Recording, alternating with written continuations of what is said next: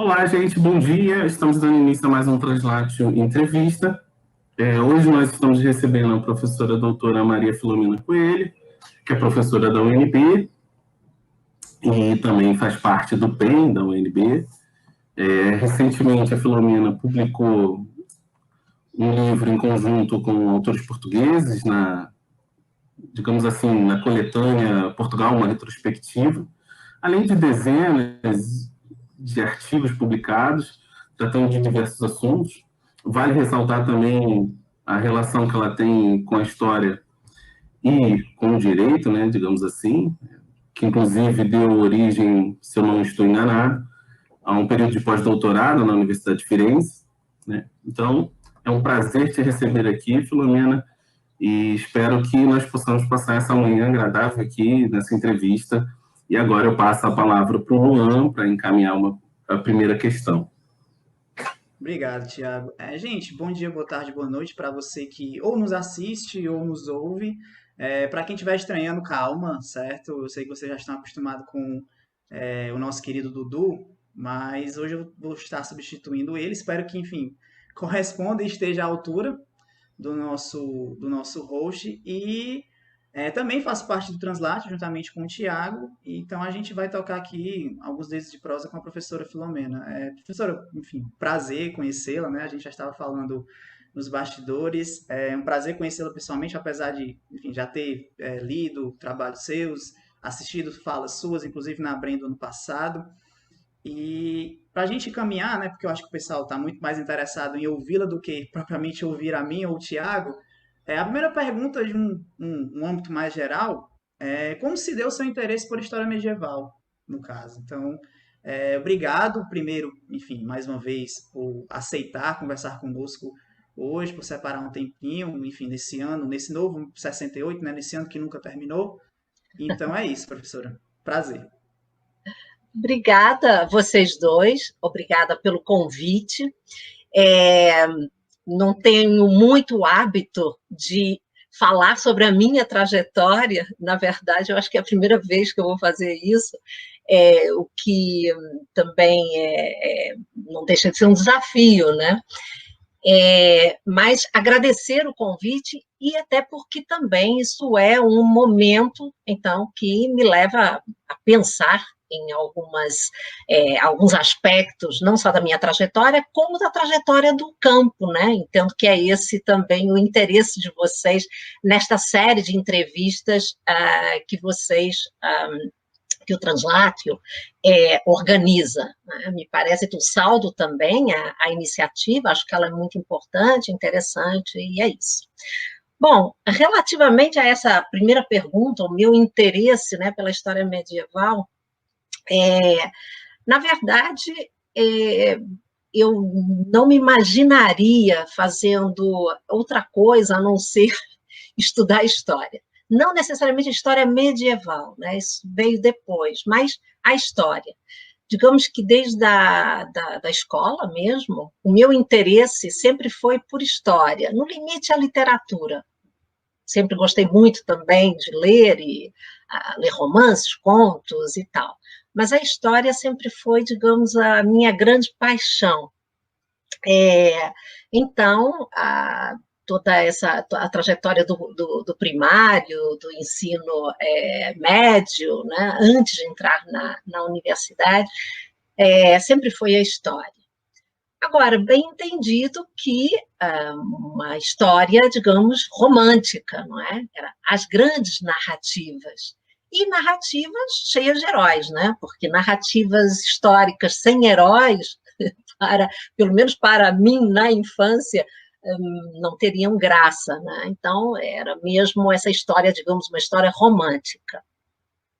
E tão romântica, digamos, que na adolescência eu passei por etapas, digamos, que tangenciavam a história, ou que eram sucedâneas do meu interesse pela história, como, por exemplo, a egiptologia. Tive uma fase de comprar todos os livros. Eu morava no Rio de Janeiro, então de passar pelos sebos, os grandes sebos do Rio de Janeiro, atrás de obras, sobretudo as do século XIX, né, da egiptologia. Achava aquilo tudo fascinante. Depois, também como consequência da egiptologia, tive uma fase em que pretendi ser arqueóloga, né? Também uma arqueologia romântica, evidentemente, né?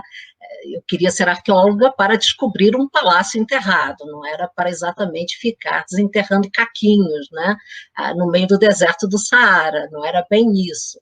Aliás, só mais tarde também me dei conta de que eu não resistiria, e não digo nem ao calor do deserto do Saara, ou ao deserto do Sinai, né, para pensar aí num cenário mais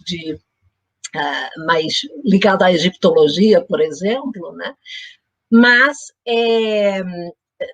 realmente todo o esforço, né, esforço físico, inclusive, que requer, né, e a constância, né, que requer a profissão de arqueólogo. Nada disso, obviamente, me passava pela cabeça. O que eu pensava mesmo eram nas grandes obras.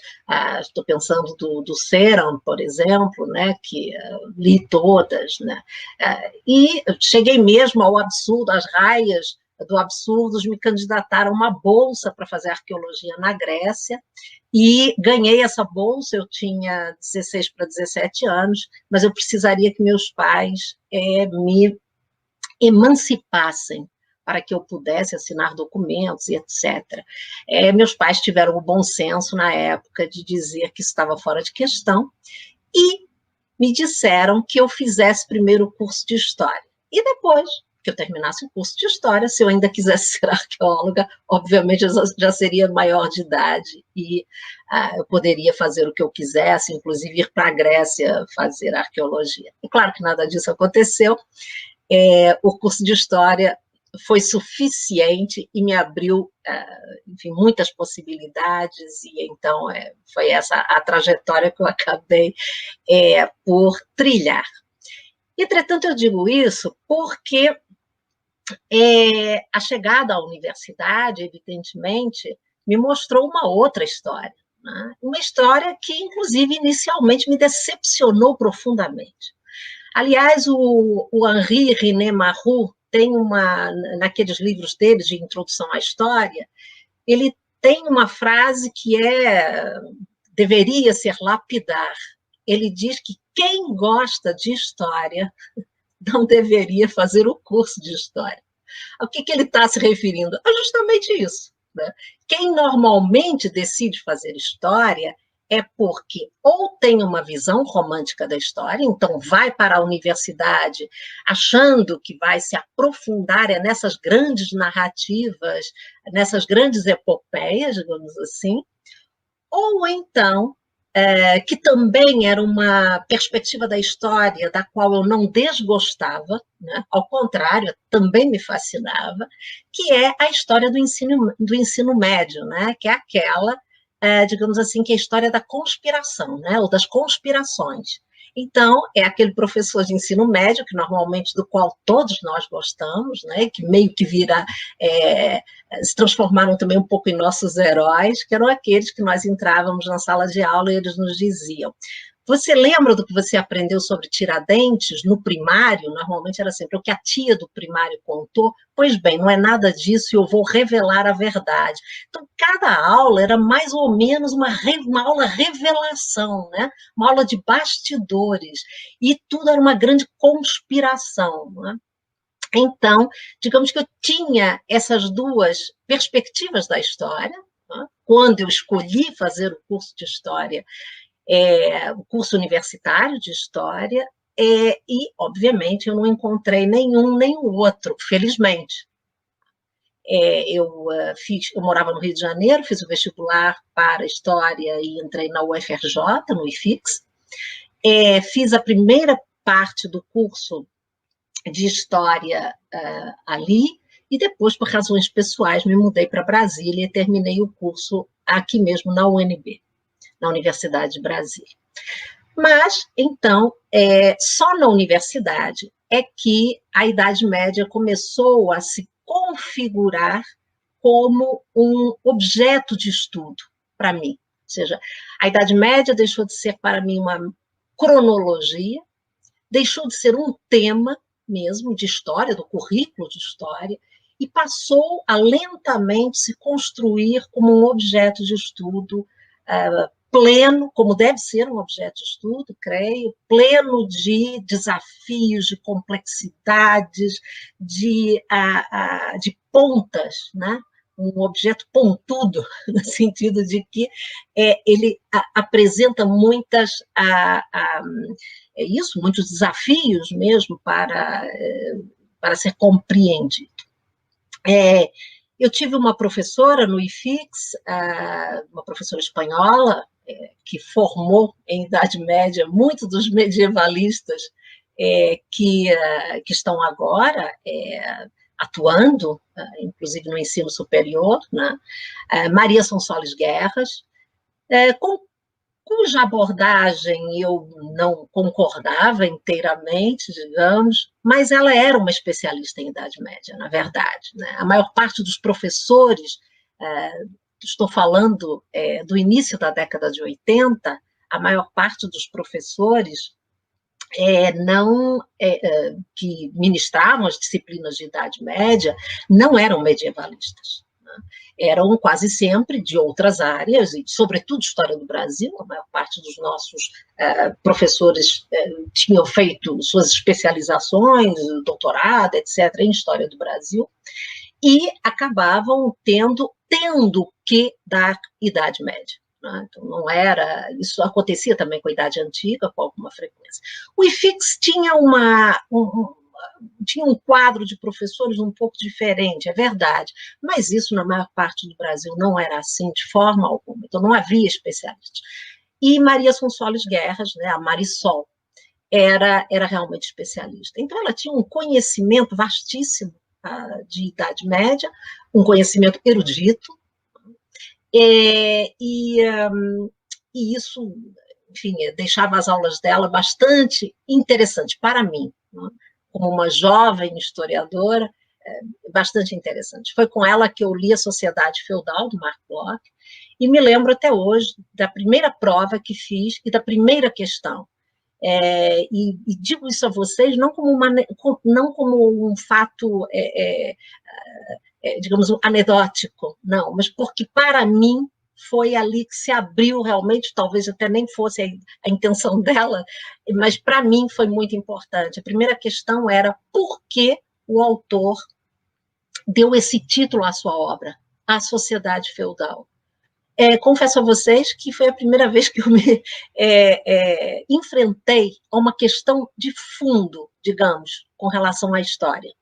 Era uma questão de fundo. Isso me abriu uma janela e, a partir daí, outras questões de fundo, digamos, foram se apresentando. Não sei se ela, como eu digo a vocês, não sei se era a intenção dela, mas o fato é que foi dessa forma que eu recebi a questão e foi assim que a coisa funcionou para mim. Bom, depois, na Universidade de Brasília, eu tive mais disciplinas de Idade Média. Aqui já não era um especialista, mas era um grande professor, um grande historiador, Hamilton de Matos Monteiro, e foi aqui, na UNB, que eu tive contato com duas vertentes, digamos assim, do que havia disponível em termos de traduções, porque era impensável na época que um professor propusesse na sua ementa livros em língua estrangeira, né? Então eram sempre livros, traduções para português, e então eu tive contato com duas perspectivas muito diferentes sobre a Idade Média, mas ambas propostas por ele. Tá? Uma era de corte marxista, foi com ele, por exemplo, que eu li Hobsbawm, as traduções dele, foi com ele que eu li Marx, falando de Idade Média, mas, ao mesmo tempo, foi também por sugestão deste professor, na sua ementa, que eu li por primeira vez Georges Duby e Jacques Le Goff. Tudo isso para chegar a você e para dizer, claro, que a boa parte do meu entusiasmo pela Idade Média veio desse cruzamento, né? Eram cruzamentos bastante diferentes, claro, do ponto de vista teórico, mas que tiveram algum resultado na época sobre o meu interesse por Idade Média. Então, quando eu terminei a graduação, eu tinha certeza que eu queria prosseguir com estudos sobre Idade Média. E então eu decidi que eu faria a pós-graduação. Coincidentemente, desta época também, uma iniciativa pública, de política pública, muito importante para a área da história medieval no Brasil. Foi quando o governo federal, por meio do CNPq, identificou aquilo que ele chamou de áreas prioritárias, que não contavam com especialistas no Brasil.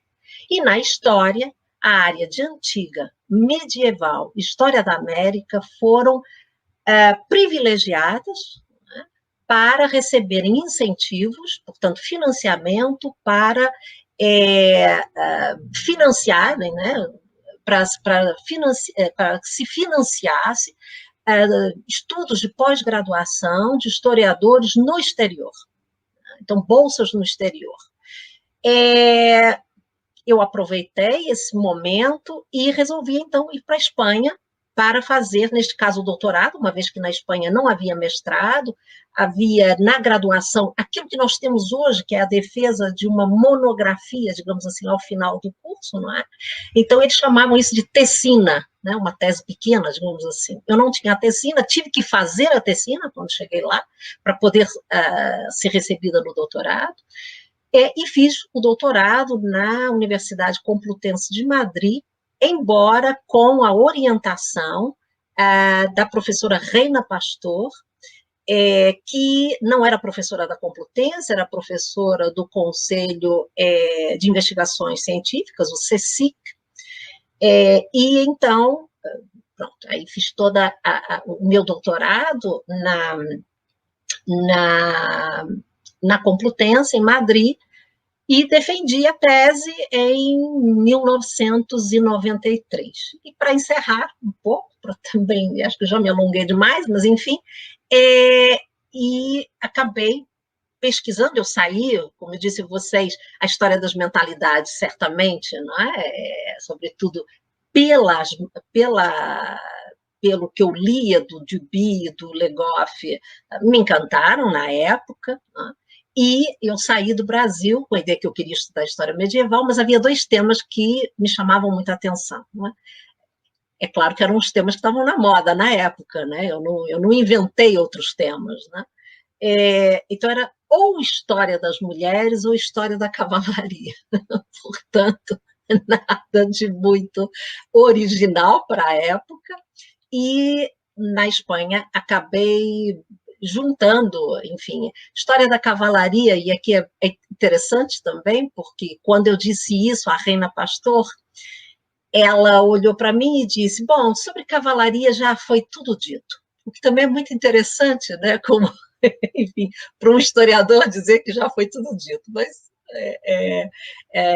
ela foi uma grande orientadora, mas tem são essas idiosincrasias, digamos, né, que acabam se manifestando em determinados momentos. Mas achou que a história das mulheres podia ser interessante e acabou me propondo, então, que eu juntasse esse meu interesse por história das mulheres, que eu juntasse um outro tema, que era muito importante na época, ainda é, mas era muito importante na época, na história medieval espanhola, que era a história do monacato. E então eu acabei estudando os mosteiros cistercienses femininos do Reino de Leão. E foi sobre isso que eu fiz a minha tese. É isso. Obrigado, professora, pela resposta, por esse relato bem pessoal. A arqueologia perdeu uma grande arqueóloga, mas a história ganhou também uma grande medievalista. E, assim, é impressionante o quanto essa geração, né, francesa, essa historiografia francesa, impactou, e ainda impacta, né, os nossos imaginários sobre a história medieval, né? Eu, outro dia, estava folheando Economia Rural e Vida no Campo, e é uma coisa sensacional que o Duby consegue fazer ali. Assim, claro, passados tantos anos, a gente tem inúmeras críticas a essa obra, mas ainda assim é um monumento, né, da história medieval que não sei se a gente vai ter uma outra obra desse porte, até pela dinâmica que digamos assim, a academia tem tomado, né? Cada vez a gente tem prazos mais curtos, né, para desenvolver trabalhos, e isso acaba mudando a dinâmica digamos assim, da nossa produção. E eu também lembro da própria obra do Bloch, né, que a senhora citou. Eu acho que, há um tempo atrás, eu estava lendo um livretozinho do Duby, né, aquele Sociedade, e ele falava que quando ele queria alguma inspiração, ele retornava a ler a Sociedade Feudal. E aí ele sempre tinha uma ideia, sempre se puxava um gancho dentro da Sociedade Feudal, que também é outro livraço. E, enfim, quem está nos acompanhando, está na graduação e ainda não leu, vale a pena aproveitar essas férias de janeiro, férias, né, entre aspas, de janeiro, para poder ler esse trabalho. Bom, professora, você terminou a sua resposta falando, né, desse período que você teve na Espanha, lá na Complutense, que eu tive a oportunidade de conhecer, saudades da Complutense, daquela biblioteca maravilhosa deles. E aí uma questão que a gente tem formulado é a respeito de se haveria, né, no Brasil, alguma especificidade nessa história medieval produzida aqui, em relação à produção da Europa, dos Estados Unidos, enfim. Será que é possível a gente pensar alguma especificidade da nossa produção? Então, embora nem sempre essa especificidade se manifeste, ela existe, ou deveria existir. Uma vez que, você sabe, nós contamos com condições para tal, né? A primeira especificidade, e que eu arriscaria dizer que ela é bastante evidente, né, tem a ver com a nossa formação, né, a nossa formação como historiadores no Brasil. Estava falando aqui da experiência, né, a sua na Complutense, a minha também. Quando eu cheguei na Complutense para fazer o doutorado, o grupo, eu era a única estrangeira no grupo, nós éramos 15 doutorandos, todos espanhóis, eu era a única estrangeira. E houve algo que me chamou muitíssimo a atenção, como diferença, né, entre mim e os meus colegas. É que, embora eles tivessem uma erudição sobre Idade Média, melhor, sobre história da Espanha na Idade Média, né? Não sobre Idade Média, mas história da Espanha na Idade Média, que eu certamente não tinha, havia algo que eu tinha e eles não tinham. Era digamos, todo um arcabouço de formação e de reflexão sobre a história, como ciência humana. Eu tinha tido uma formação, e vocês também têm, né? Não é uma questão de geração, né? É uma tradição no Brasil. Nós temos uma formação repleta de reflexão metodológica e teórica. Isso é essencial. Né?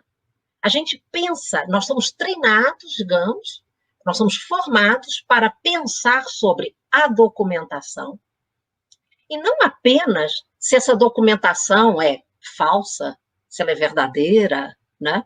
Mas, por exemplo, na tipologia documental, como as diferentes tipologias produzem diferentes discursos, e não que os resultados destas classificações sirvam para que nós descartemos documentação. Não, ao contrário. É para que saibamos como entrelaçar essa documentação e como ela nos serve para interpretar o passado. Portanto, ter uma consciência apurada, a tal da reflexão crítica, né, que é exigida a quem pretende fazer ciência, e não importa se ciências exatas, biológicas, humanas, não importa. É a reflexão crítica sobre o que estamos fazendo e como estamos fazendo. Então, isso é algo bastante descurado nos cursos de história na Europa. Bastante descurado.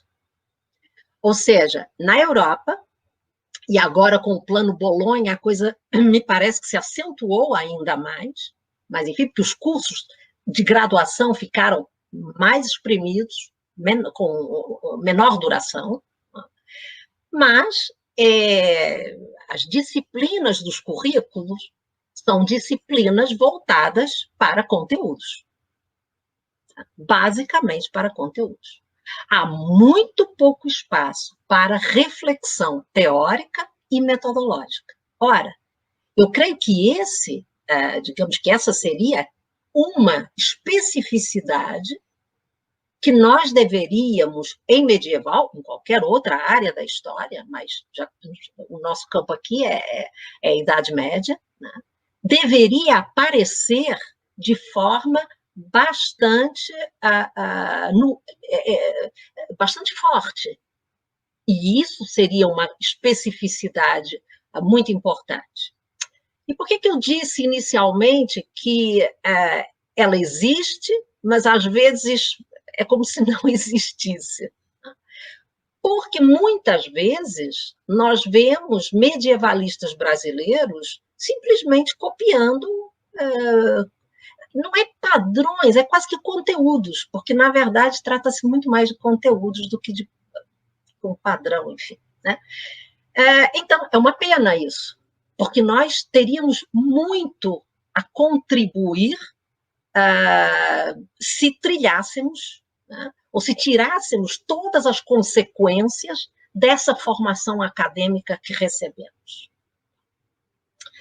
Há uma outra especificidade que me parece também bastante significativa, e é que nós não estudamos Idade Média no Brasil porque ela é a infância da nossa nação, não é?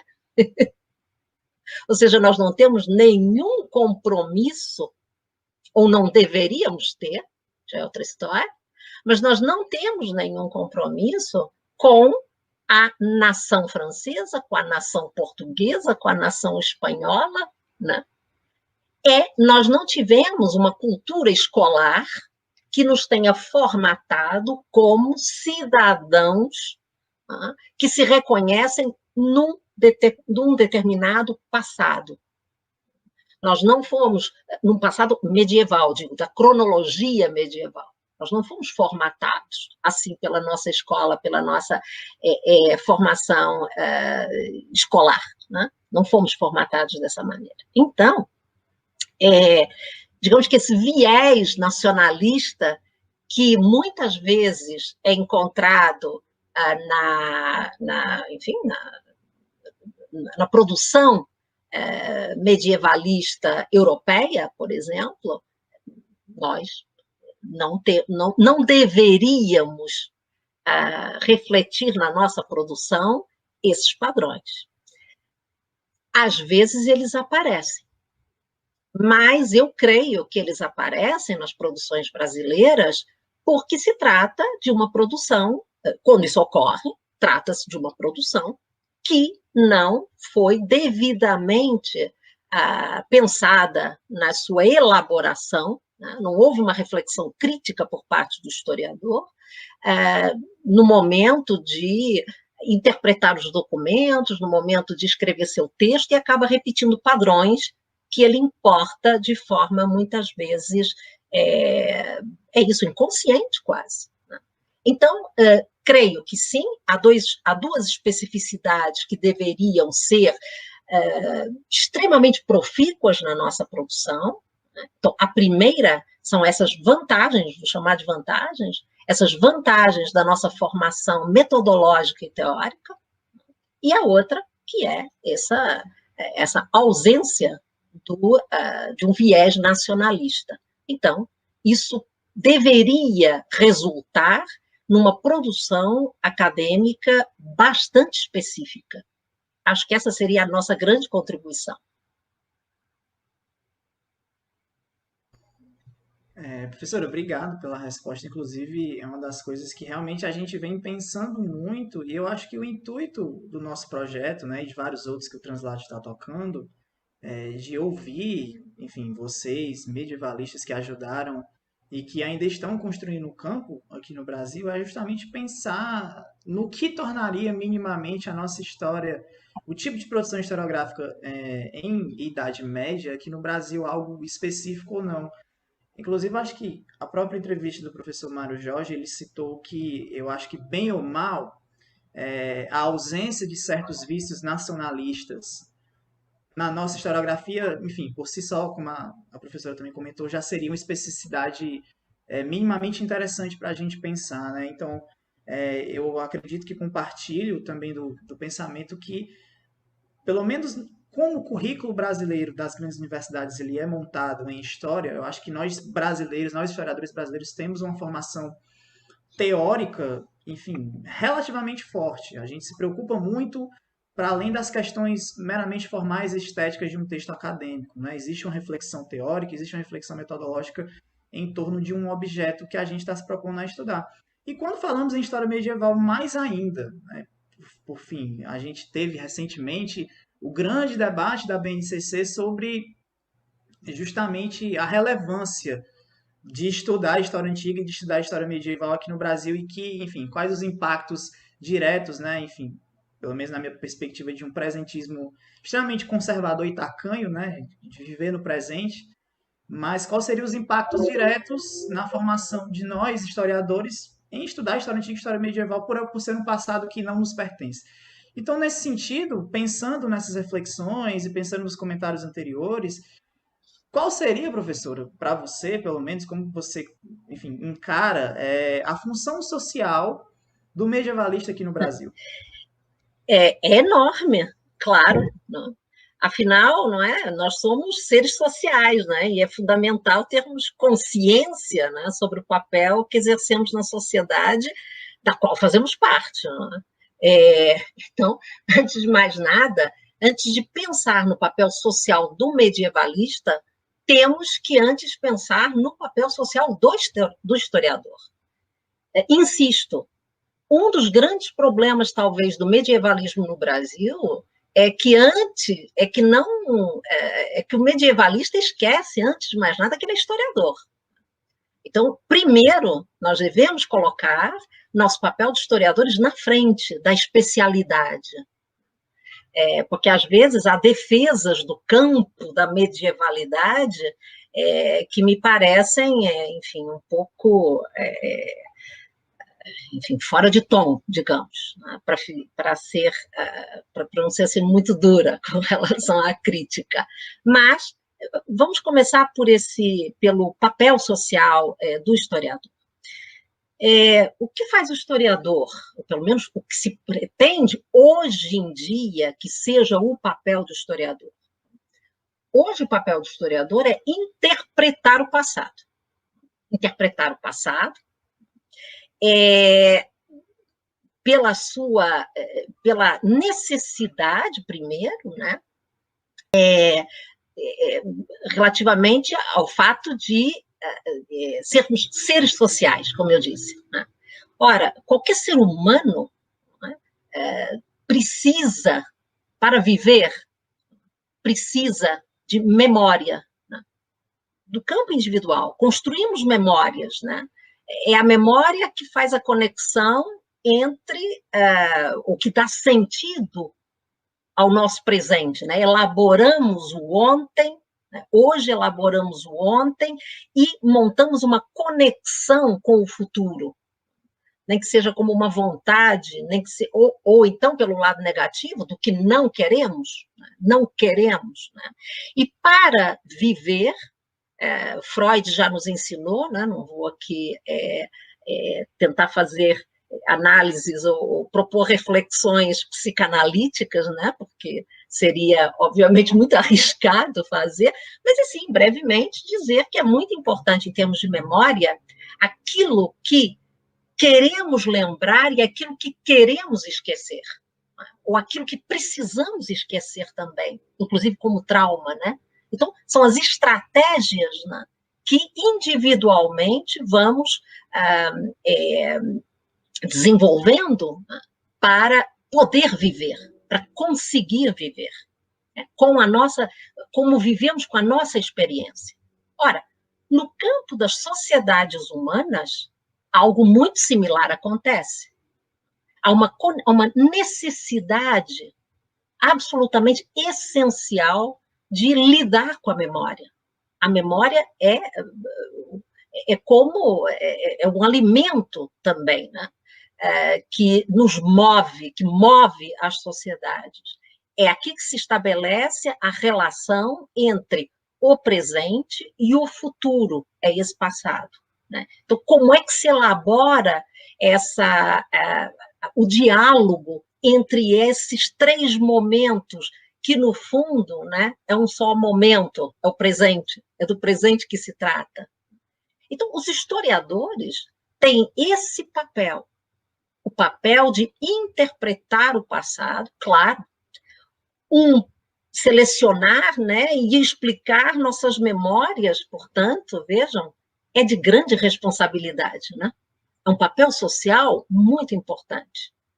Então, todos estes processos, insisto, retorno à nossa formação brasileira, que dá tanta importância durante a graduação a essas disciplinas de metodologia, teoria da história, para que elas estejam bem, para que elas sejam, ou deveria ser esse o resultado final, claro que nem sempre conseguimos esse resultado, mas essa é a proposta, né?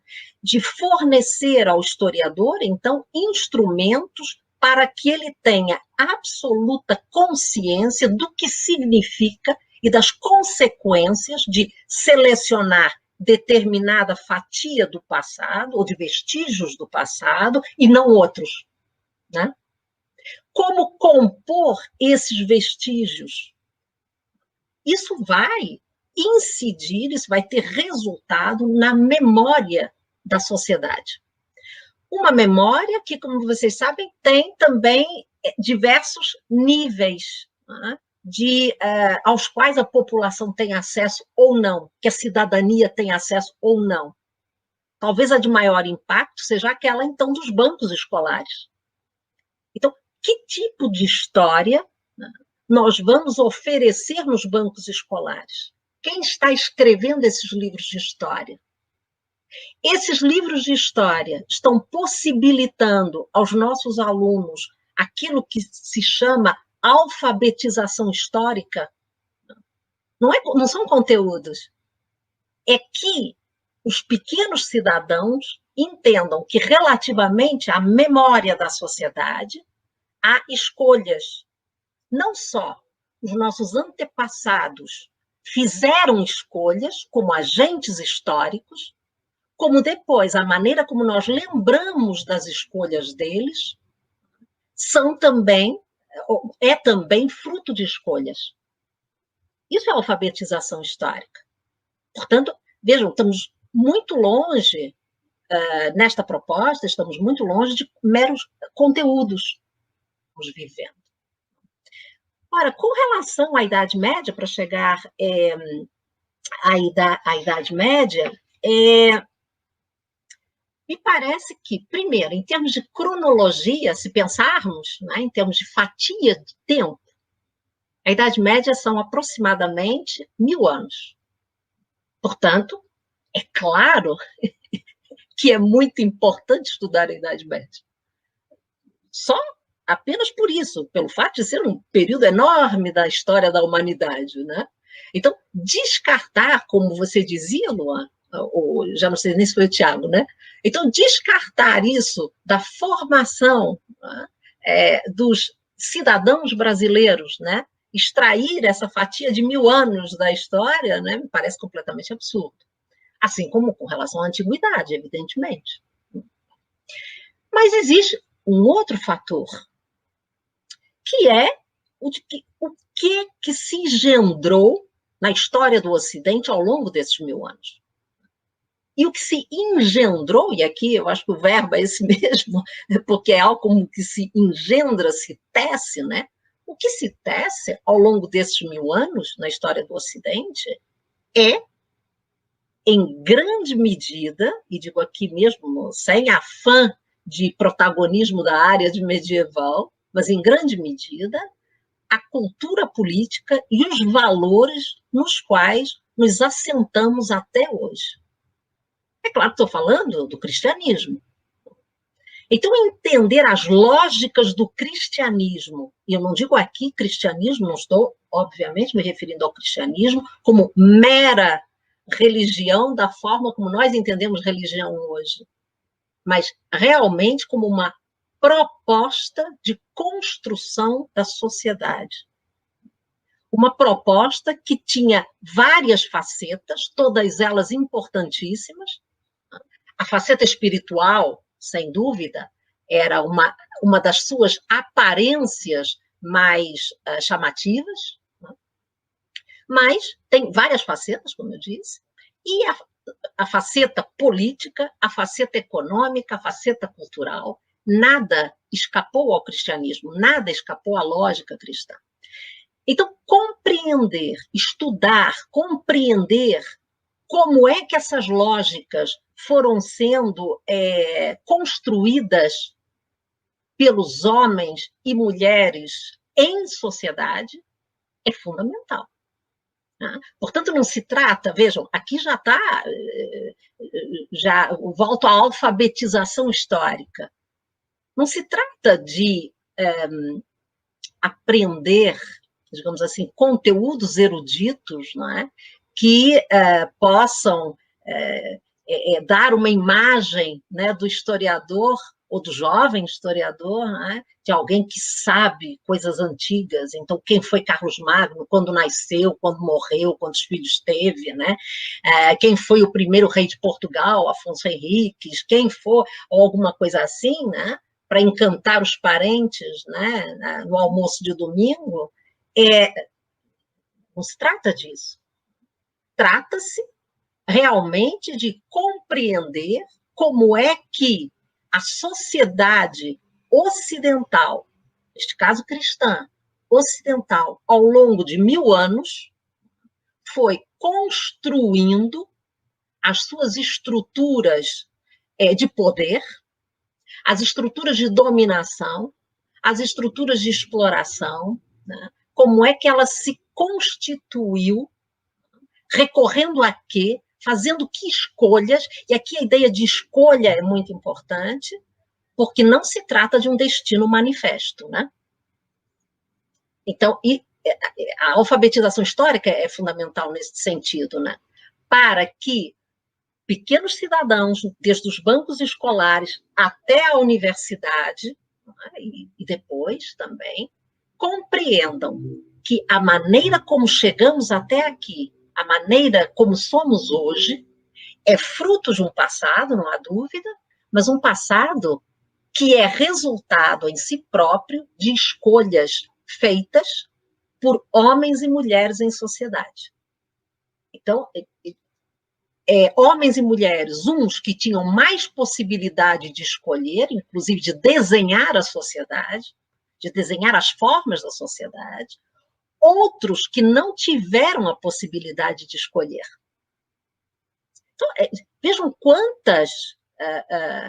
quantos aspectos relativamente a essa grande cronologia de 1000 anos são fundamentais para entender o que somos hoje e onde pretendemos chegar.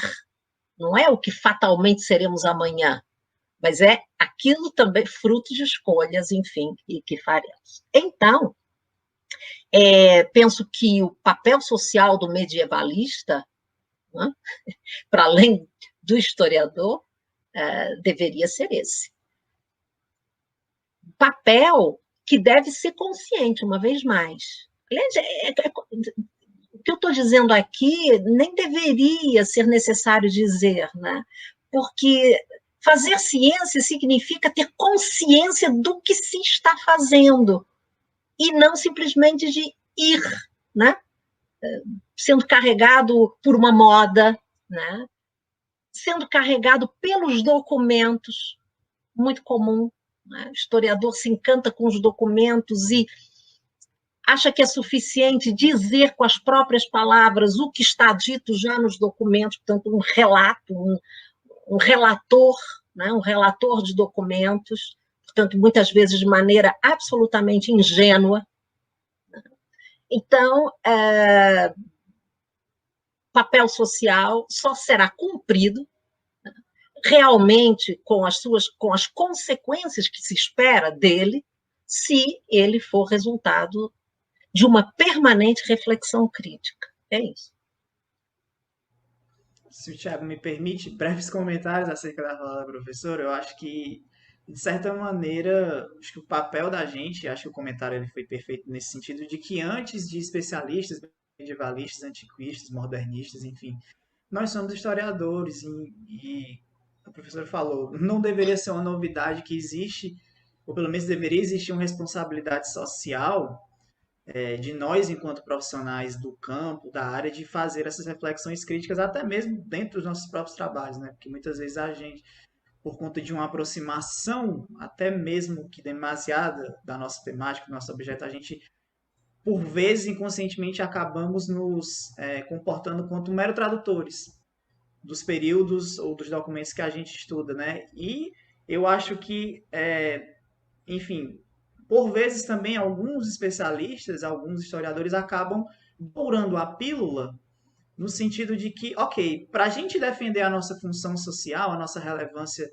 em estudar os períodos pré-modernos, muitas vezes a gente acaba, enfim, idealizando, até mesmo de uma maneira acrítica e ingênua, que a gente acaba reproduzindo aquilo mesmo que nós estamos combatendo, né? Então, eu acho que nessa questão da gente acabar reproduzindo esse certo tipo de discurso, a gente fala aqui no Ceará que sobre o pretexto de matar o carrapato, a gente não pode matar a vaca, né?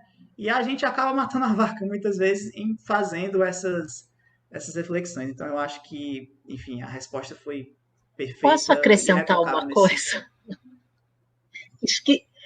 Acabei esquecendo de um ponto essencial nos dias de hoje, e a fala do Luan agora me alertou para isso. Estamos assistindo atualmente a uma nova vaga de romantização da Idade Média.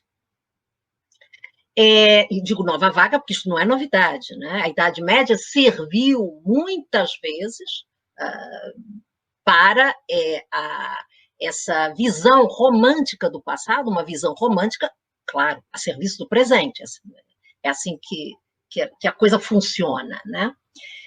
Em boa medida, essa romantização, ela se apoia naquilo que eu chamo de reabilitação do período.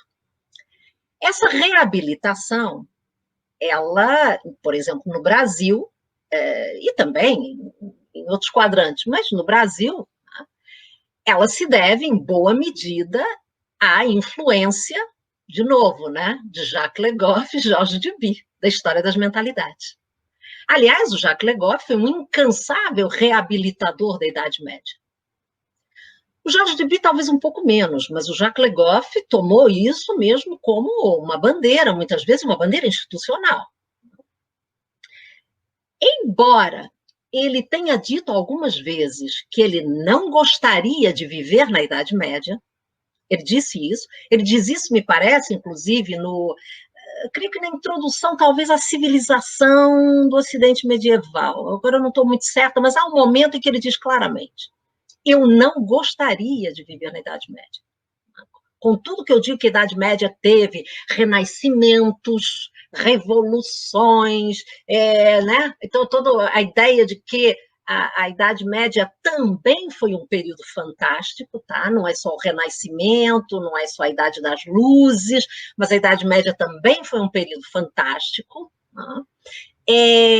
Ainda assim, ele diz que ele não gostaria de viver na Idade Média. Por quê? Porque ele acha que ele não teria condições sequer físicas para viver na Idade Média. Ele não poderia sobreviver sequer aos odores de uma cidade medieval. Para ele, seriam odores nauseabundos. Eu diria assim, nós não temos um treino olfativo, não teríamos um treino olfativo para sobreviver a um perímetro urbano medieval. Bom, mas ainda assim, digamos que depois, tudo que ele escreve, há mesmo uma vontade de reabilitar a Idade Média. Portanto, que a Idade Média deixe de ser a famosa Idade das Trevas, a Idade das pestes, das fomes, das guerras, e onde os homens e mulheres seriam seres profundamente infelizes, dominados pelo grande olho de Sauron, que seria a Igreja. Basicamente, assim se explicaria a Idade Média. Então, Jacques Le Goff e outros historiadores também, se dedicaram a mostrar que na Idade Média, como eu disse antes, também houve renascimentos, também houve invenções, também houve progresso. Nesse sentido, temos também a contribuição de historiadores marxistas, Estou lembrando do Perry Anderson, dizendo que foi graças à Igreja, que se preservaram todos os manuscritos da antiguidade. Então, a Igreja, ele usa, não sei se vocês se lembram, mas ele usa a imagem de um aqueduto, Então, ele diz que a Igreja é o aqueduto pelo qual circularam as águas, os manuscritos, os saberes, que desaguariam onde? No Renascimento, que também é uma ideia de que eles não foram exatamente muito bem aproveitados durante a Idade Média. Então, a Igreja era como se a Igreja soubesse que ela tinha um tesouro em mãos, que ela aproveitou na medida do possível e tal, mas realmente se tratava de passar esse legado, e isso ela o fez de maneira absolutamente competente, para o Renascimento. Bom, estou sendo bastante genérica e um pouco irresponsável na ironia, talvez, que eu estou fazendo, porque haveria certamente muitos detalhes aqui, muitos poréns, digamos, para marcar, para sublinhar, mas o que eu quero é deixar a seguinte ideia, que me parece que é a questão de fundo aqui. É muito interessante porque toda essa reação dos medievalistas, que, aliás, se mantém em carne viva até hoje, não sei se vocês mesmos, muitas vezes, não se sentem ofendidos quando um ministro, vou tentar não usar um qualificativo, mas, enfim, um ministro qualquer vai à televisão e diz que estamos vivendo em épocas medievais, E você se sente profundamente atingido como medievalista, porque, afinal, a Idade Média não é isso que ele está dizendo, e, às vezes, te dá vontade mesmo de dizer que, para o Brasil chegar à Idade Média, ainda lhe faltam muitos degraus na escala do progresso, Bom, assim, isso não faz o menor sentido. Nós ficarmos ofendidos porque alguém se refere à Idade Média como um período bárbaro, um período de trevas, etc. Isso é mera defesa de campo, é realmente uma ideia absolutamente romântica. Até porque, não sei se vocês eu nunca vi, tá? Mas eu não sei se vocês já tropeçaram com algum colega de outra, especialista em outra cronologia, defendendo a sua cronologia, dizendo que ela é melhor do que as outras, ou que ela é tão boa quanto as outras. Assim, desculpem, mas isso é quase patético, Ou seja, eu me identifico tanto com o meu objeto de estudo que, quando ele é atacado, eu me sinto atacada também, Então, enfim. Então, trata-se mesmo, quando o medievalista se esforça em reabilitar a Idade Média, ele deveria estar fazendo outra coisa. Talvez ajudando, em alguma medida, a desconstruir o brilho, se é que existe, o brilho de outras épocas, né? Porque, afinal, não existe passado idílico, não é isso? O Renascimento italiano, tá, o Renascimento italiano, mas e aí? Se sairmos da Capela Sistina, se sairmos, se esquecermos a cúpula do Brunelleschi, e essas coisas que nós, como historiadores, né, trazemos sempre para o cenário das nossas explicações historiográficas, né, quando falamos de Renascimento, por exemplo, não me parece que o Renascimento seja só isso, né? Ou que a humanidade que viveu nessa cronologia chamada Renascimento, né? Toda ela tenha tido uma experiência renascentista, né? Para dizer assim de alguma maneira. Então, assim, realmente não faz sentido transformar o passado ou fazer uma leitura do passado apenas por momentos que consideramos momentos estrela, né? Estrelares. Então, esses momentos são erigidos em retrato do passado e os medievalistas, não sei se comprando um pouco esse pacote, ficam se esforçando em mostrar que nos 1000 anos de história que são dedicados, ou que são classificados como Idade Média, não é? Ocorreram também coisas tão bacanas quanto nas outras épocas. Eu acho que isso é realmente um desserviço à alfabetização histórica mesmo. Bom, para encerrar, desculpem, a questão da romantização, né? E aqui me parece que temos um papel social também importante, né? Existe uma romantização que nós classificamos como positiva, então é essa que vai buscar a Idade Média contribuições para que nós vivamos melhor, contribuições, digamos, filosóficas, contribuições de elevação do espírito, assim, é quase como uma Idade Média coach, né? Isso está acontecendo demais. Então, usarmos a sabedoria da Idade Média, digamos, né, para vivermos melhor hoje. É quase como um desejo de retornar à Idade Média. Tá? Vejam, há uma tendência entre os próprios medievalistas, brasileiros, inclusive, em achar isso simpático. Essa seria a romantização, digamos que essa seria a romantização do bem, tá? Só que depois existe uma outra romantização, mas que nós, sobretudo acadêmicos, classificamos como romantização do mal, né? Que é essa que nós identificamos nas apropriações que a extrema-direita, por exemplo, está fazendo de cavaleiros medievais, etc. Mas, assim, honestamente, ambas são romantizações, né? Mesmo essa da extrema-direita. Então, tanto uma quanto a outra, e é sobre isso que eu quero chamar a atenção, tanto uma quanto a outra me parecem extremamente negativas para o conhecimento do passado. As duas. Tá? Tanto uma quanto a outra. Sobre uma, temos mais tendência a gostar, embora eu acho que às vezes ela parece, honestamente, folclórica. Tá? E de outra, claro, nós vemos claramente uma ideologia por trás e tal, então uma condenação clara, né? E há uma tendência muito grande dos medievalistas se manifestarem imediatamente contra, né? Imediatamente se manifestam contra. Né? Mas a outra, que tem mais cara, digamos, do bem, né? Como eu disse, essa passa, né? E, enfim, e às vezes com grande público, tá? Que é essa que eu chamo de Idade Média coach. Tá? Desculpem, acabei me alongando. Não, professora, foi maravilhoso. Acho que isso leva a gente a refletir uma série de questões. Eu acho que, no fundo, esse debate trata-se de não resgatar, mas construir uma visão de Idade Média na sua complexidade.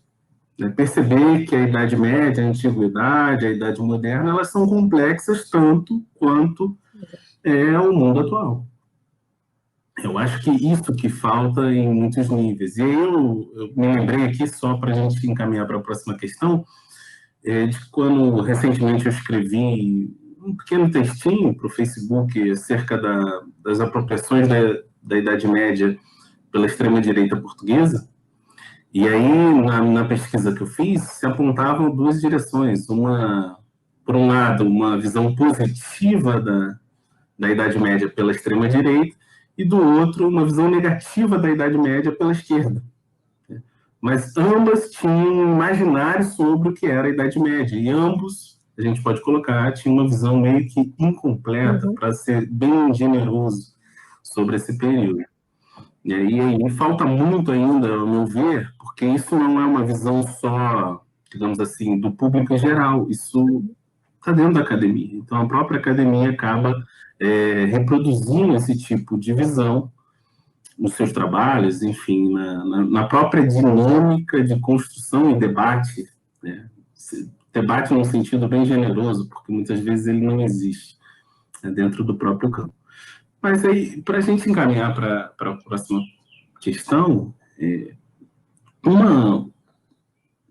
um ponto muito importante, eu acho que, da sua carreira, é que, de certa forma, ainda que eu consiga observar, né, e uma linha de continuidade, digamos assim, no seu interesse sobre certos pontos, e aí eu posso elencar que você já trabalhou com cultura política, com modelo corporativo, e aí aqui é muito interessante citar o Manuel de Espanha, né, a influência que ele teve sobre seus trabalhos, e aí em determinados momentos você trabalhou também com Afonso X, trabalhou com Portugal, eu lembro também de comunidade política cristã, no momento que você se dedicou a isso, aos modelos de descentralização, né? E aí o que a gente queria agora era ouvir um pouquinho desses diversos momentos que você teve na sua trajetória de investigação, né? Como é que foi isso? Como é que você conseguiu passar de um ponto ao outro? O que te chamou a atenção, que te jogou para o outro ponto, né? Inicialmente a gente já viu aqui, você já comentou, você começou lá estudando no seu doutorado, Poder Monacal, enfim, junto com a Reina Pastor, que inclusive merece aqui todas as nossas homenagens, né? Que foi uma grande historiadora, né? E que continua inspirando muita gente por aí. Então, como eu disse a vocês, você relembrou agora, Tiago, eu comecei estudando mosteiros, monacato feminino. Eu tinha um certo interesse, porque estava na moda a história, aliás, na época ainda não era nem história das mulheres, era história da mulher, aí depois evoluiu para a história das mulheres na Idade Média. Hoje em dia, enfim, é uma parte da história do gênero, tudo isso já ficou muito complicado, né? Bom, mas eu abandonei logo no início, embora eu estivesse estudando o monacato feminino, foi me logo chamando a atenção a ideia da instituição, foi isso. Como é que um poder se institui? E, aliás, já adianto que é esse fio condutor que me leva por todas essas temáticas que você elencou aí, que fazem parte da minha trajetória. Na verdade, o que as costura é uma grande curiosidade que eu tenho sobre as instituições. Essa coisa que nós, a partir do século XIX, entendemos no Ocidente com um peso quase mágico, né? Parece que as instituições têm o poder de moldar a sociedade como um destino manifesto, é quase isso, né? E, digamos, a realidade histórica dessas instituições, que eu vejo na Idade Média, né? E que me mostram um cenário muito interessante em termos de construção em sociedade. Portanto, não são instituições que se impõem à sociedade, tal como nós somos treinados para pensar, porque, como cidadãos, a gente acredita nas instituições e tem que meio que ser... É assim que a gente é treinado desde pequeno, né? Para entender as instituições como um poder quase etéreo, né? Que está aí, né? Rondando em cima e que é para o nosso bem, né? Essa ideia, a própria instituição é o progresso, então, assim, sem instituições com estas características, a gente está condenado à barbárie, mais ou menos, né? Mas entender isso como estudioso de sociedades humanas é muito interessante. Então, foi isso que me fascinou. Mas já devo dizer a vocês que esse fascínio é posterior à tese de doutorado. Eu, apesar de estar lidando com uma instituição poderosíssima na Idade Média, que é a Ordem de Cister, eu entendia a Ordem de Cister, na época em que eu estava fazendo a minha tese de doutorado, como uma instituição decimonônica, tá? Mais ou menos como se fosse uma instituição do século XIX. Porque, aliás, é justamente assim, ou era assim, que a historiografia espanhola entendia o monacato mesmo, né?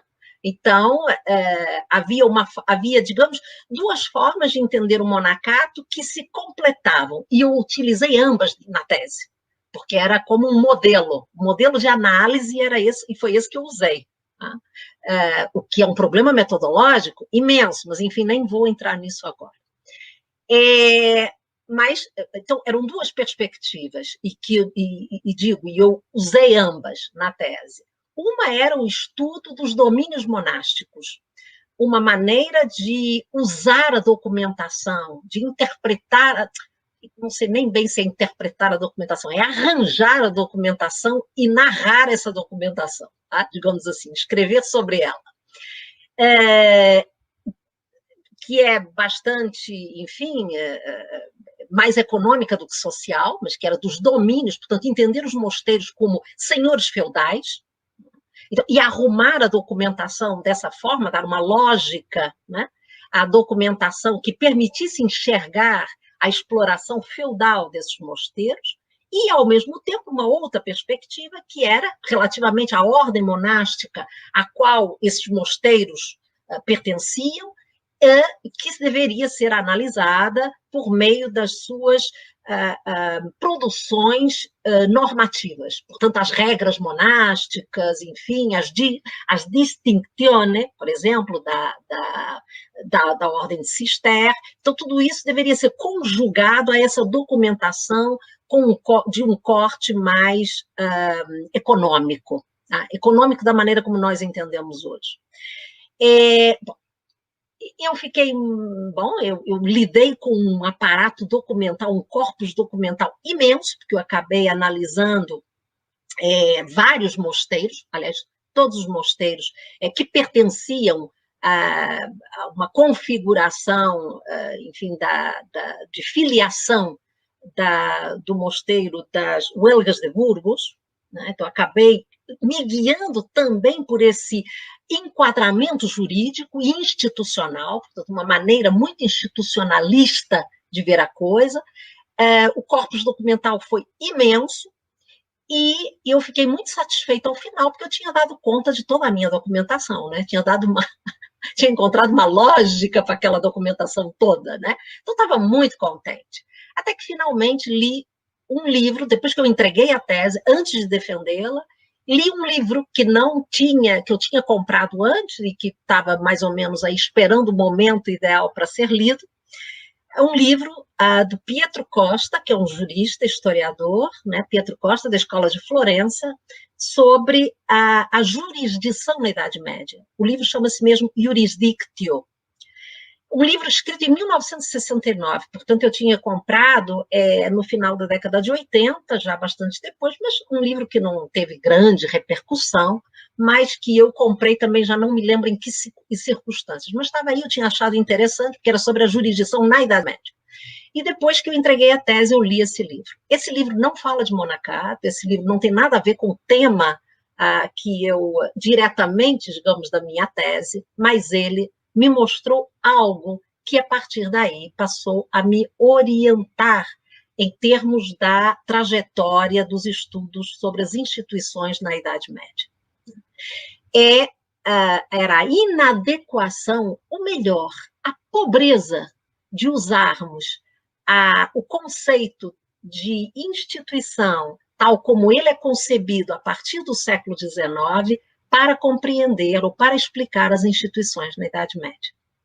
Então, este livro do Pietro Costa passou enfim, a ser, digamos, uma fonte de inspiração, e foi isso, então, Tiago, que me levou depois aos outros temas. Sendo que há um parêntese aí no meio do caminho que eu devo explicar, que é essa minha incursão ao Brasil colônia.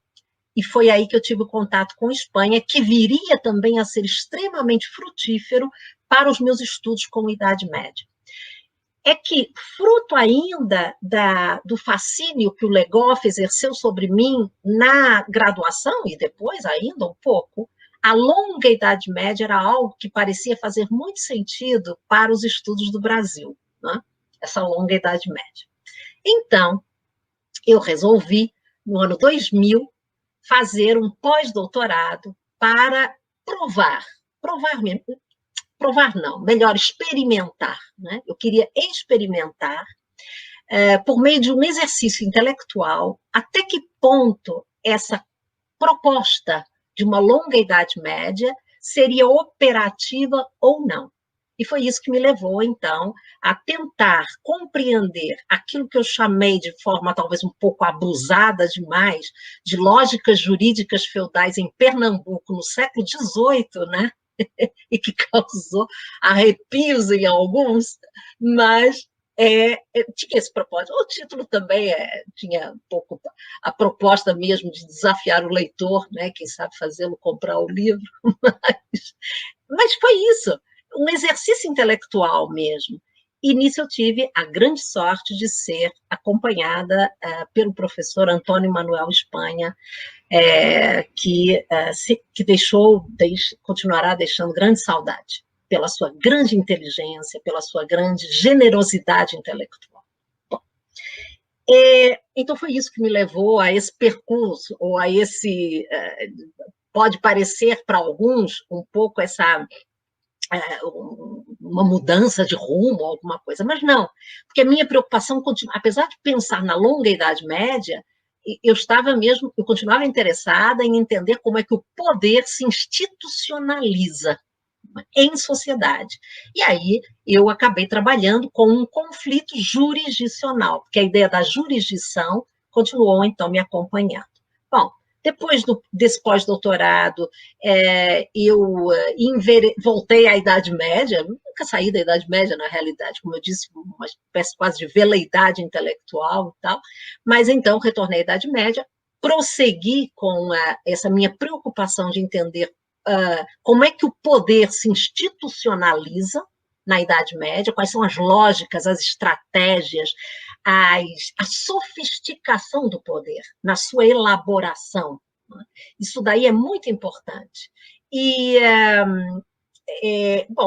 aí comecei na Espanha, hoje em dia já tem alguns anos me dedico a tentar compreender esse poder, o poder monárquico, que tem um poder historiográfico impressionante em Portugal, o poder monárquico, então tentar compreendê-lo de uma maneira talvez um pouco mais nuançada, tentando contribuir para compreendê-lo de uma forma mais complexa, tá? E menos, às vezes, menos mágica, menos poderosa no sentido que se atribui hoje, né? Então, digamos que a minha trajetória, digamos, vai por aí. Hoje também me dedico bastante a compreender o poder monárquico, o poder público, o que é poder público na Idade Média, e uma outra questão tem agora chamado bastante minha atenção, que é um problema do nosso presente, que me parece que merece um estudo, sobretudo em perspectiva política, muito acurado, que é o problema da corrupção. Então, estudo também a corrupção na Idade Média, mas numa perspectiva política, que me parece que é o que está faltando hoje em dia, né? Sairmos um pouco da perspectiva moralista e entendermos a questão no seu âmbito político, porque é disso que se trata também, no fundo, né? É isso. Obrigado, professora. Enfim, ainda falando sobre trajetória... Oi, querido. Só fazer só um comentário, né? É interessante essa ligação Brasília-corrupção, é bem sugestivo para a pesquisa aí, né, nesse sentido. Mas é só um comentário em relação a essa questão da corrupção, porque recentemente eu tive contato com uma historiadora italiana também, Benedetta, como ela se chama, e ela também, parece que essa é uma questão muito importante, tem despertado a atenção, digamos assim, do sul da Europa, né? Então, tanto Portugal como Espanha, a própria Itália e a Grécia também, a gente tem visto um boom desses estudos sobre a corrupção, né?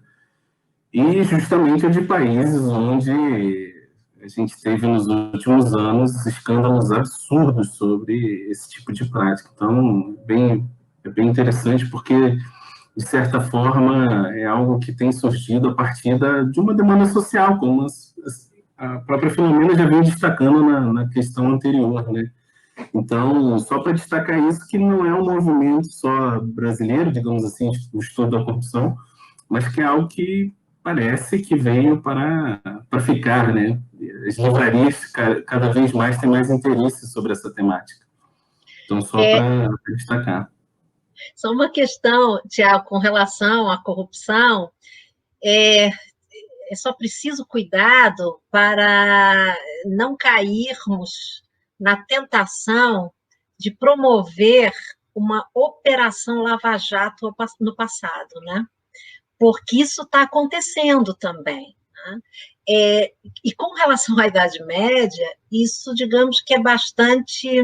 tem um poder de atração bastante grande, porque se enlaça a outra questão de fundo, que é essa tendência a se dizer que na Idade Média o público e o privado se misturavam, que, portanto, na Idade Média as pessoas nem chegavam a entender o que era público, o que era privado, enfim, era tudo. Então, os historiadores, para mostrar justamente que o público e o privado não se misturavam completamente na Idade Média, de que havia uma noção de que algumas coisas eram públicas, outras eram privadas, enfim, e tal, acabam tomando a temática da corrupção justamente para encontrar na documentação acusações, não é, dos agentes históricos com relação a outros que seriam corruptos, não é? E aí, às vezes contentes, satisfeitos, os historiadores com essas identificações, portanto, é quase como para dizer, não, mas na Idade Média também existia corrupção. E aí começam a promover uma verdadeira operação Lava Jato no passado, não é? E a desencavar, né, evidências de corrupção na Idade Média e para ficarmos mais ou menos, ou para acrescentar ao grande rol, né, de eventos de corrupção que assolam a humanidade quase como é um destino também, né? Na perspectiva da moral cristã, né? Uma vez que já nascemos corruptos, não é? A partir daí, pois nossa tendência à corrupção é quase que inerente, né? Então, faz parte da nossa essência sermos corruptos, e com isso a corrupção não vai acabar nunca. Então isso é uma tendência que eu venho identificando em alguns estudos sobre corrupção no passado. Aqui, por exemplo, isso está muito presente também nos estudos de história colonial brasileira, espanhola, aparece muito agora, uma vertente forte sobre corrupção, mas que não chega realmente a identificar a questão política da corrupção, né? Da identificação, da penalização, enfim, do enquadramento da corrupção como na perspectiva política, né? E isso me parece fundamental. é quase uma essencialização, né, do termo e da prática, porque em outro dia eu estava na livraria, antes da pandemia, lógico, e aí eu vi um livro, né, História da Corrupção no Brasil, e aí o enquadramento inicial era 1500. Os portugueses chegaram, existiu corrupção e é a mesma coisa desde que os portugueses chegaram. Então, realmente, isso é muito perigoso. Né? E eu achei sensacional o lavajatismo da corrupção no passado. É sensacional essa expressão. Bom, vou passar a palavra aqui para o Luan encaminhar a próxima questão. Só antes da gente seguir, realmente, querendo ou não, Faoro ainda tem muito poder, né? Então, os donos do poder do Faoro ainda reverbera na historiografia brasileira quando a gente pensa em Brasil colonial, quando a gente pensa em corrupção, porque, enfim, né, a questão, na verdade, uma má compreensão acerca do que é patrimonialismo aqui no Brasil ainda é meio nublada, né? Então, eu acho que o translado, que nunca deveria ter sido necessário de sair de uma perspectiva de uma análise moral para uma análise política, eu acho que ele, enfim, deve ser central. Mas, dando continuidade, professor, ainda falando sobre trajetória, ainda falando principalmente sobre contribuições, no caso, a nossa próxima pergunta agora vai no sentido, enfim, seria possível você fazer um comentário acerca da sua própria trajetória docente e as contribuições que você pôde acompanhar, que você pôde orientar, que você pôde refletir mesmo com seus orientantes a nível de mestrado, a nível de doutorado, né? Acho que são cerca de 10 dissertações orientadas e 2 teses de doutorado. Então, enfim, eu acho que seria interessante para que a gente ouvisse, né? Para que sabermos um pouco mais acerca da sua trajetória docente. Porque, enfim, nós, além de medievalistas, nós somos historiadores, nós somos, acima de tudo, professores e educadores.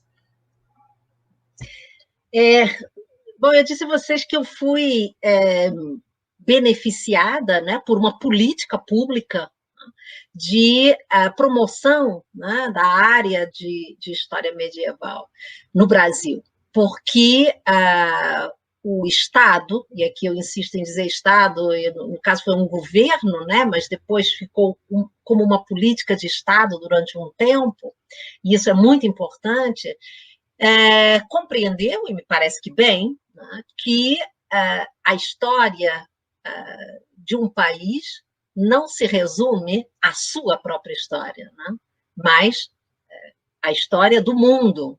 Então, não há por que pensarmos que a única história que devemos estudar é aquela que diz respeito à nação, porque aí estaremos replicando modelos que criticamos com bastante correção, me parece, que é de estarmos fomentando um nacionalismo que se opõe a outros nacionalismos, e nós já deveríamos saber que essa história não acaba bem, né? Mas, enfim. Bom, mas eu fui beneficiária disso, e fiz o meu doutorado com bastante responsabilidade no exterior, dentro do prazo correto, não é? E retornei ao Brasil para prestar contas ao CNPq, aliás, como é devido, não é? E, para minha frustração, quando eu cheguei para prestar contas, entreguei todo o relatório, entreguei a tese e tal, estava animadíssima para dar o retorno ao país do investimento que tinha sido feito nos meus estudos ao longo de 4 anos, e recebi do funcionário, isso era feito pessoalmente aqui do CNPq, fiz aqui pessoalmente, e ouvi do funcionário uma frase que nunca mais vou esquecer, tamanha a frustração. Me disse: professora, você está quite com o CNPq. Eu falei assim: como quite? Falou, pronto, a senhora agora está livre. Eu falei, mas o que eu devo fazer agora, né? Do tipo, vocês vão utilizar o meu conhecimento aonde agora, não é? Como é que a coisa deverá se processar agora? É claro que no meu retorno já era outra época, né? E era a época em que não havia mais concursos, não é? Foi uma época em que os concursos públicos, né, ficaram congelados. Mas assim, na verdade, eu não necessitava fazer um concurso para receber um salário. Eu estava disposta mesmo a dar uma contribuição, fosse ela em que área fosse, mas que pudesse dar um retorno sobre o investimento que foi feito na minha formação. Não é? E são essas coisas que no Brasil ocorrem. Às vezes há um bom começo, mas não se pensa no depois também, né? Então, isso não aconteceu só comigo. Conheço outros colegas que foram também contemplados com bolsa no exterior. Imaginem uma formação que realmente era, como se diz hoje, diferenciada, não é? Mas que não é aproveitada depois. Então, não tem continuidade, não tem o depois. Isso é muito importante em política pública, né? Não é só o início, precisamos pensar na consequência, né? Em rentabilizar, então, a política, né? Bom, isso tudo para dizer a vocês, então, em termos de docência, que eu, obviamente, fui procurar... Eu não imaginava fazer outra coisa senão dar aulas, né? Eu gosto muito de dar aula, é essencial para pensar a pesquisa, inclusive, né? Bom, então, acabei conseguindo uma colocação numa faculdade privada, como todos os outros meus colegas que se formaram, que fizeram os seus doutorados nessa época, todos fomos trabalhar em universidades ou faculdades privadas, e por motivos pessoais, mesmo depois que foram reabertos os concursos para o ensino superior no sistema federal de ensino, eu, por motivos pessoais, não podia fazer concurso para outras cidades do Brasil. Então, eu fiquei aguardando mesmo que em algum momento houvesse a possibilidade de prestar concurso para a Universidade de Brasília, eu só podia ficar aqui mesmo, mas neste ínterim, e assim, entre o meu doutorado, a defesa de doutorado em 1993 e a entrada na Universidade de Brasília em 2008, transcorreram 15 anos. Então, eu fiquei esperando 15 anos para fazer um concurso público, mas, nesse ínterim, me dediquei à produção, à pesquisa, à formação de historiadores dentro do sistema privado, evidentemente. Fiz pós-doutorado, mesmo estando no sistema privado, porque eu tinha realmente um interesse em depois prosseguir no sistema federal. Essa era a minha ideia, porque pós-graduação e tudo só existe, me parece, em sua plenitude, no sistema público de ensino. Então, o sistema público é essencial para isso. E aí tenho tentado colaborar na formação de jovens mestres, doutores, e quase sempre dentro também destas minhas perspectivas de pesquisa, que são essas ligadas ao exercício do poder e suas lógicas. Então, mais ou menos tenho tentado fazer isso. É isso. Obrigado, Flamengo, pela sua resposta. Essa concepção de política pública, realmente, no Brasil, ela é muito pensada a curto prazo, né? Eu lembro do programa Ciências Sem Fronteiras, né? E ele era pensado só uma parte, né? Depois que o aluno voltava, também não tinha sequência. Então, é como se você investisse em alguma coisa e, de repente, aquilo se acabasse e você não tivesse como aproveitar o retorno, né? Ainda que tenha exigência, né? Não sei se havia na época que você pôde utilizar essas bolsas, mas agora existe uma exigência que você fique o mesmo tempo no Brasil, o tempo que você ficou fora. Mas ainda assim, isso não significa muita coisa. Mas fazendo o quê no Brasil, né? Exatamente, né? Então, a sociedade acaba não tendo um retorno, né? Imediato, digamos assim, né? E eu acho que isso é fundamental, né? É o quanto o contribuinte acaba, digamos assim, fazendo um esforço para pagar lá os seus impostos, enfim, da forma devida. É evidente que nem todo mundo faz isso, né, dessa forma, mas ele espera um mínimo de retorno, um retorno que seja satisfatório, né? E acaba não acontecendo, né? Enfim, e isso foi algo que sempre me incomodou, porque não sei como foi o caso do Luan, mas eu sempre tive bolsa desde o início da graduação. Tudo bem que eu peguei a época das vacas gordas, né, digamos assim, e aí isso sempre me incomodou, do tipo, bom, em algum momento eu vou ter que dar esse retorno para essa sociedade que tanto investiu em mim, né? Mas, enfim, isso pode ser um pensamento muito individual, mas eu acho que é algo que a gente deveria, em algum momento, na universidade, refletir a respeito do significado das bolsas de investigação. Claro. Que elas não são simplesmente para deleite individual, né? Mas, enfim, retornando a essa questão das bolsas, enfim, que nos possibilitam, ou nos possibilitaram, em algum momento, uma interação maior com investigadores de outros países, uma questão que me parece muito importante, né, no nosso caso, e eu sei que você tem se dedicado a Portugal, e recentemente também participou dessa publicação aqui, né, Portugal, que a gente já até citou, né? E aí uma coisa que a gente queria saber é como é que você avalia o grau de interação entre os medievalistas brasileiros e portugueses. Sei que recentemente você também participou de um evento, acho que Portugal 1300, organizado pelo Leme, né, que a professora Maria de Lourdes também participou. Mas eu ainda tenho a sensação de que, ainda que existam esses contatos esporádicos, pelo menos a minha sensação é que ainda não há uma relação de iguais, né? Mas aí eu queria ouvir a sua opinião a respeito disso. Então, eu creio que começamos agora a atingir o patamar ideal, ou seja, de respeito acadêmico, né? Até muito recentemente, digamos que havia um sentimento de parte a parte de profunda crítica, né? Crítica negativa. Os portugueses achavam que nós não tínhamos erudição suficiente, no que estavam corretos. Ou seja, é óbvio que no Brasil, a menos que você passe longos períodos em Portugal, você jamais vai ganhar uma discussão com um colega português sobre o documento 350 da Gaveta 3 da Torre do Tombo.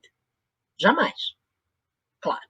Eles conhecem os documentos de uma maneira que nós não conhecemos.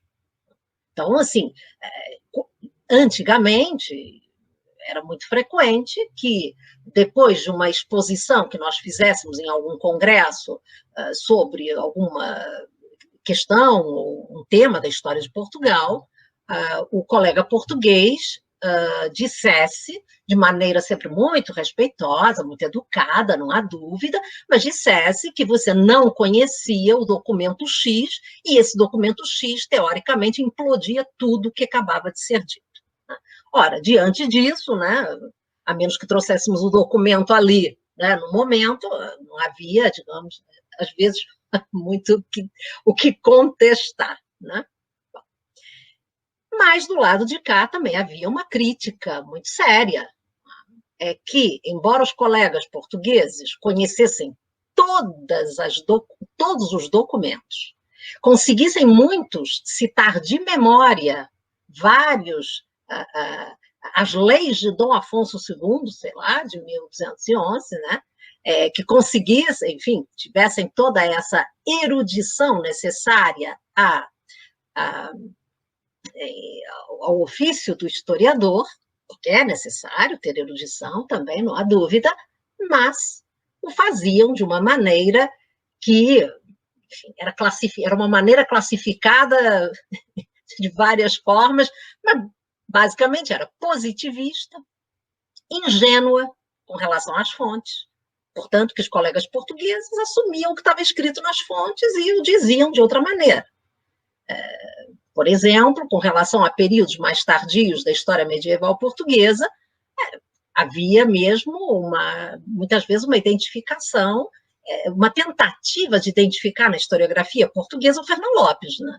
Se era pegar trechos da historiografia portuguesa e ler o Fernão Lopes, era a mesma coisa. Então, digamos que havia críticas de parte a parte bastante duras. Embora os portugueses sempre tenham vindo ao Brasil, ultimamente mais, né? Mas vinham ao Brasil com uma certa frequência até, mas é preciso dizer que muitas vezes vinham para ensinar, né? Ou seja, eles não vinham para ouvir, eles vinham para ensinar. Inclusive, houve um momento bastante constrangedor, do qual eu participei há não muitos anos atrás, de assistir a uma conferência de um professor português que resolveu apresentar à plateia brasileira um medievalista muito famoso, que certamente nós não conhecíamos, chamado Jacques Le Goff. Ou seja, foi um momento de grande constrangimento, porque, na verdade, se havia historiador medievalista que no Brasil se conhecesse, talvez até demais, né? É justamente Jacques Le Goff. Isso para dar uma ideia do desconhecimento, né, e tal, enfim, o que agora passamos a ter, ou, enfim, creio que no futuro será cada vez mais uma relação de respeito, né, de respeito acadêmico, e o respeito acadêmico leva necessariamente à interação, à contribuição, e eu tenho grande esperança com relação a isso, né? Tenho grandes amigos dentro do medievalismo português, pessoas muito queridas, pessoas de grande conhecimento, e eu desejo que essa relação realmente seja cada vez mais profícua. Obrigado, professora, pela resposta enfim, e pela reflexão crítica realmente do quão importante é esse contato, principalmente para, enfim, não ficarmos isolados e até mesmo demonstrar que, sob diversas perspectivas, enfim, o que produzimos aqui, ou então pelo menos o que pretendemos produzir aqui, ainda que cravejado de nossas particularidades, é algo original. Não, acho que essa é a principal coisa que, enfim, nos ajude a caminhar, nos ajude a desenvolver mais trabalhos nessa perspectiva cada vez mais. E dentro desses diálogos, até mesmo dentro do Brasil, mas principalmente entre brasileiros e europeus, especificamente, agora mais recentemente também latino-americanos, enfim, em menor medida, obviamente, mas que ainda o contato ele deva e ele exista, a próxima pergunta vai no caso justamente dessa própria reflexão sobre como determinados campos, por meio desses vários fluxos de diálogos e de caminhos que foram, enfim, bravamente abertos e desbravados por vocês durante as suas trajetórias, a próxima pergunta vai no caso de qual seria, por exemplo, a sua avaliação sobre o desenvolvimento recente da história política na Idade Média. Então, a história política, como uma perspectiva de análise sobre o período medieval, ela é fruto também da renovação da história política, aquilo que se chama de nova história política. Portanto, uma história política que não se debruça mais apenas sobre a aparência das instituições, ou para não falar dos grandes momentos da história, os grandes fatos da história e os grandes personagens da história. Então, não, a nova história política se interessa agora pelas entranhas do poder, digamos, para explicar essas entranhas, para explicar por que uma instituição, como é e por quê, então, das duas coisas. Então, é preciso descrever, e é preciso depois responder ao porquê que é assim. Então, como é que uma instituição consegue ser reconhecida pela sociedade como tal, com o poder de instituir uma prática, o poder de instituir uma ideia, né? O poder de instituir uma ideologia? Como? Como é que se faz? Quais são as várias possibilidades? E depois responder com porquê. Por que é assim? O que está na base disso que permite que essa instituição se transmute, permanece com a mesma cara, mas com conteúdos históricos, portanto, específicos em cada momento. Então, esse é digamos que esse é o grande interesse atual da renovação da história política, e que me parece, até onde eu consigo compreendê-la, me parece bastante profícuo também.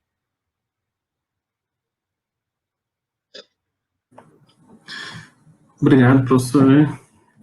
Agora a gente está encaminhando para o final, uma pena. Esse domão é bem agradável.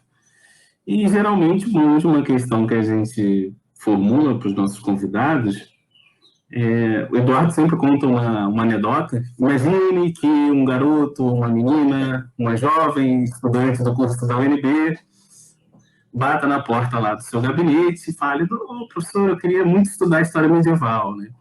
E aí, o que você diria para esse jovem medievalista interessado? O que seria indispensável para ele ou para ela?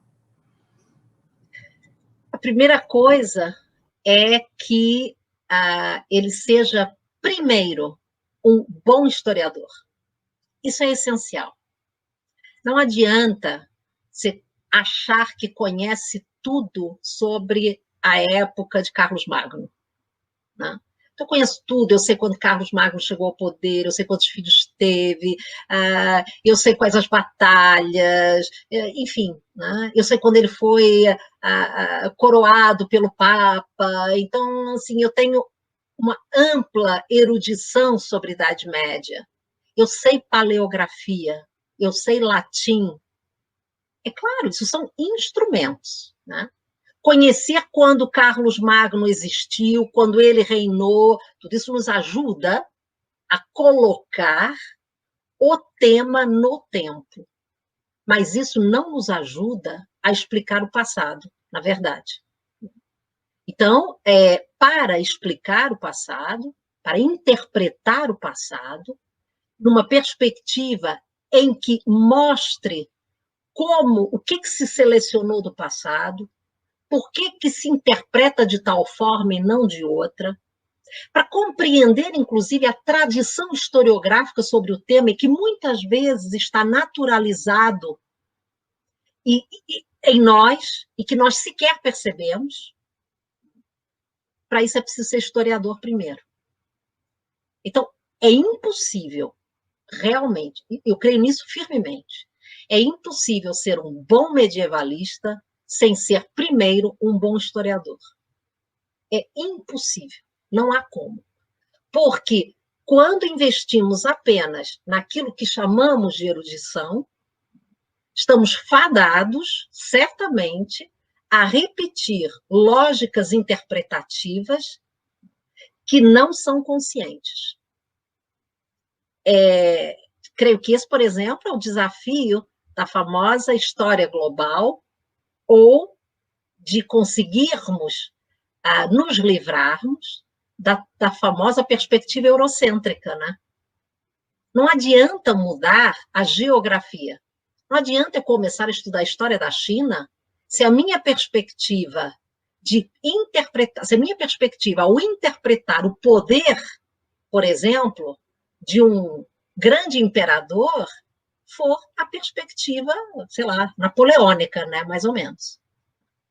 Então, eu estou apenas mudando a geografia, mas eu continuo com as mesmas lógicas interpretativas.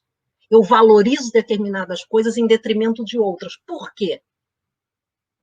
Então, se isso não for realmente resultado de um processo consciente do historiador, estamos fadados a ser sempre eurocêntricos, não há como.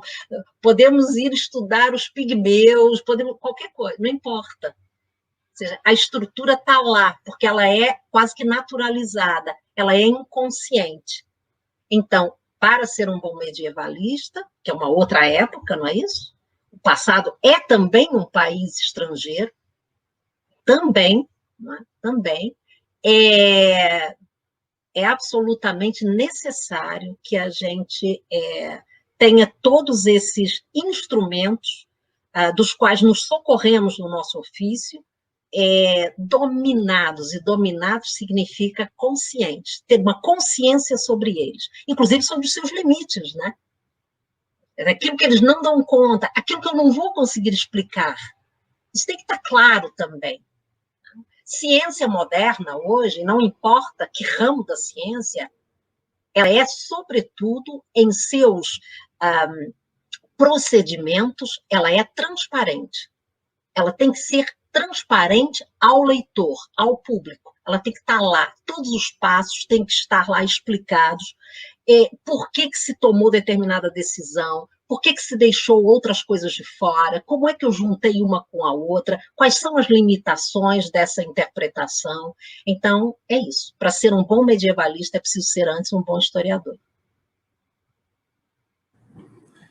Bom, obrigado, professora. A gente chegou aqui ao final da nossa entrevista, né? Mas antes eu queria agradecer a sua participação e dizer que admiro muito o seu trabalho, tenho aprendido muito com seus artigos e também com as suas intervenções ao longo da minha trajetória, e que é uma felicidade ter partilhado esse momento aqui dessa entrevista. Queria agradecer também ao Luan, que foi meu parceiro hoje, e dizer para o público que o Luan vai aparecer cada vez mais aqui no Translate Entrevista, né? Então a gente vai começar um rodízio maior aqui de entrevistadores, né? Então, queria agradecer também ao público que nos acompanhou até aqui, dizer que essa entrevista faz parte de um projeto mais amplo, como você já sabe, e se caso você não tenha tido a possibilidade de assistir as entrevistas anteriores, elas estão aqui no nosso canal no YouTube. Vou pedir para que vocês também tenham um joinha, se inscrevam no canal, e não se esqueçam de também, né, curtir nossas outras redes sociais. Nós temos podcasts aí rolando, nós temos os webinários que estão disponibilizados aqui no YouTube, tem a nossa conta no Instagram, tem a nossa conta no Facebook. Gente, é tanta mídia social que eu já nem lembro mais onde nós estamos, mas estamos aí jogados na rede. Então, professora, muito obrigado mesmo, foi maravilhoso passar esse tempo aqui aprendendo e conhecendo um pouco mais dessa sua trajetória. E também, acho que para quem está nos assistindo, foi um momento de conhecer o autor para além do texto, né? Não sei se o Luan quer também fazer uma despedida, e a senhora? Eu só posso agradecer... Diga, Luan, diga. Vai lá, Luan. Desculpa. Só queria agradecer mais uma vez o convite do Tiago para fazer parte, enfim, também está tocando o projeto junto ao Translate. Agradecer principalmente à professora, a disponibilidade, o tempo, a paciência, a gentileza e a generosidade de estar, enfim, vindo aqui falar conosco hoje. E que realmente foi, assim, esclarecedor e brilhante sobre diversos aspectos, né? Como o Tiago falou, muitas vezes a gente fica muito preso a uma visão de que a gente lê determinados autores e autoras e quando a gente, às vezes, tem o prazer de conhecê-los para além do texto escrito, né? Enfim, acho que é uma experiência sempre muito boa. E falando agora especificamente de um historiador da periferia, em história medieval, que é o caso do Ceará, é cada vez mais interessante você ter, enfim, poder conhecer pessoas de outras regiões, de outras perspectivas, porque realmente o nosso campo de história medieval aqui no Ceará ainda está engateando, até mesmo dentro do Nordeste, né? A gente tem dentro do Nordeste outros polos que já estão aí na luta há mais tempo, né? Então a gente ainda está seguindo nesse caminho. Então é isso. Obrigado, Tiago. Obrigado, professora. E agora, enfim, o espaço é seu para fazer essas considerações finais. Não, eu só posso agradecer e acabou excedendo o tempo, assim, porque a conversa realmente foi muito agradável e eu fui puxando também uma fieira de memórias, né? E é isso.